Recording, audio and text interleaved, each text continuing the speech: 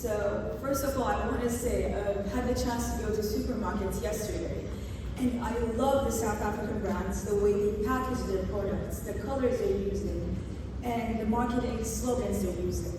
And I think it's a time we should implement this in the meat industry too. Because we really assume that it's a traditional sector, that there's no way for being creative, but well, there's quite a few examples around the world that how marketing changed the entire export perspective. I need to go back, because I think this is the last slide.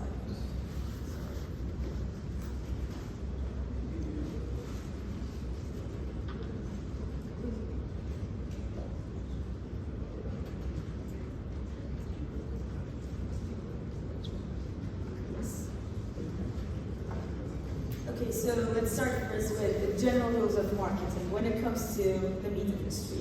First of all, the packaging is the first thing that draws our eyes, but there are things that we need to focus in the packaging. It can be the quality of the meat, the cut, and the certifications.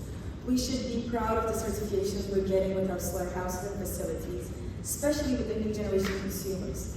They pay attention a lot of what they're eating and putting in their bodies, and there comes our certifications as our slaughterhouses.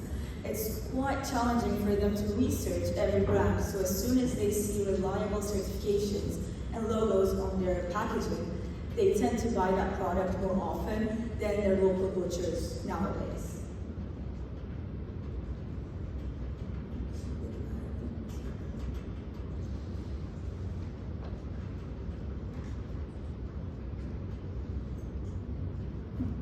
Here are some global examples of most of the terms we know when it comes to the meat industry. So when we're talking about value, it's actually a branding. They did an amazing perspective of bringing their quality meat with their marketing to every restaurant we can go to. People are craving, are looking for having a cut of value, and it comes down to their brilliant marketing. Of course, it's an amazing cut of meat, but again, at the same time, it's very precious due to their marketing. And again, with Angus too, it's a term that we hear and we eat a lot, but at the end of the day, it comes to their brilliant marketing that everyone right now is aware of this meat coming from the US. So when it comes to marketing, we always think it's an unnecessary budget in the beginning. This comes to most of the business owners. They would rather expand their sales team, buy new equipment and machinery, but if they cannot market the product that they're servicing, then the profit gets lower in margin. And we can think that marketing brings more costs to our facilities with the packaging equipment, with debonings and all that, but it actually adds a lot of value. You can increase your profits margin with at least 30% if you have the right packaging and marketing strategies in your slaughterhouses.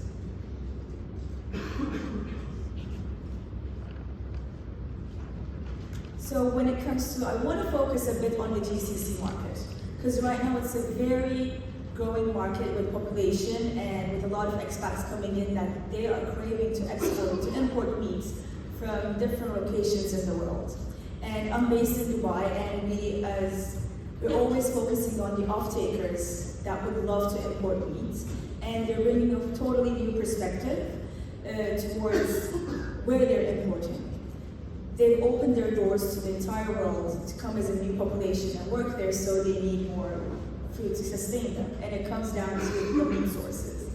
And there are a lot of things that they focus on, especially in their certifications. It comes down to the halal compliance. It comes down to your slaughterhouse. Is it halal certified?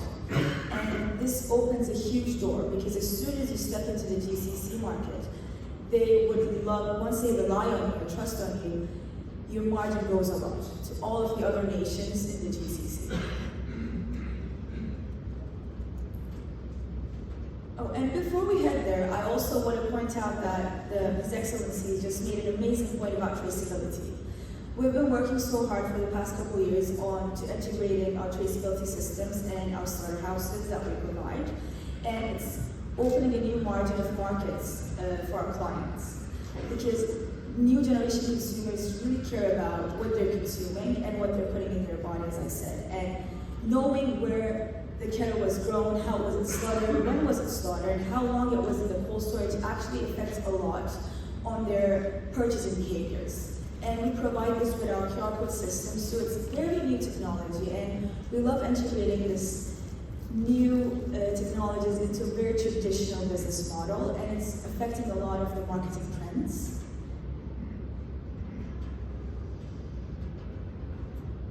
As we said, it's always higher profit. When we look into our day-to-day brands too, when they have their brandings on, in most cases, we sometimes don't look at the quality of the product, but their marketing pulls in. Oh, it's their offers, it's the colors they use, it's how they consume, how they show us their products, rather than the product side of quality.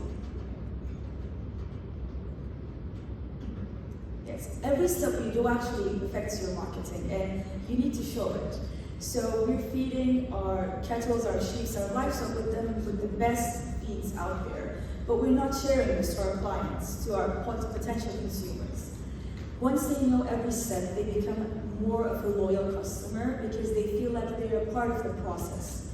And with marketing, we can achieve the goal of showing them the entire process from the feeding to the slaughtering and to the after processes too, which will create them as a loyal customer rather than just a customer would be browsing around and see a sale and buy the product. You know, they would be looking directly for your cut and for your meat to consume that day.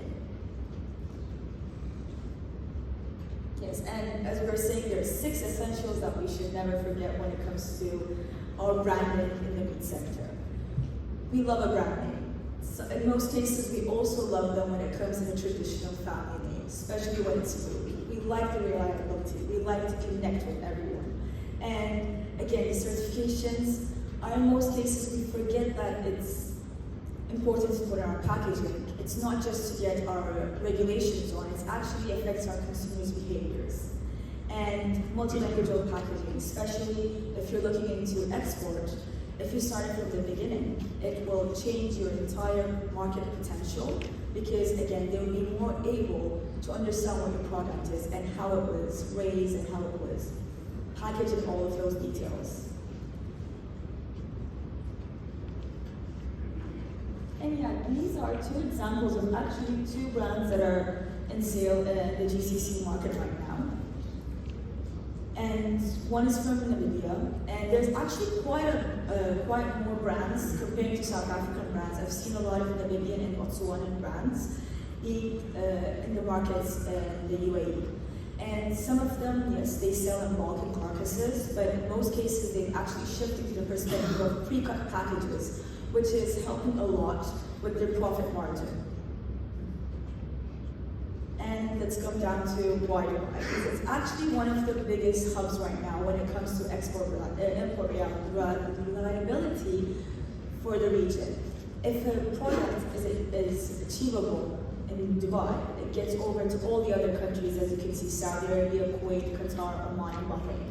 So as soon as you step into the UAE, you have the opportunity to expand to all of the other GCC nations. And yeah, well, there's an amazing potential here in South Africa. And there are actually some key steps that need to be taken just to skyrocket. So the smaller steps we take are going to affect us in a bigger scale. So I'm hoping that we will be able to share the quality of South African meat all over the world with marketing and reliable slaughterhouse solutions. Thank you.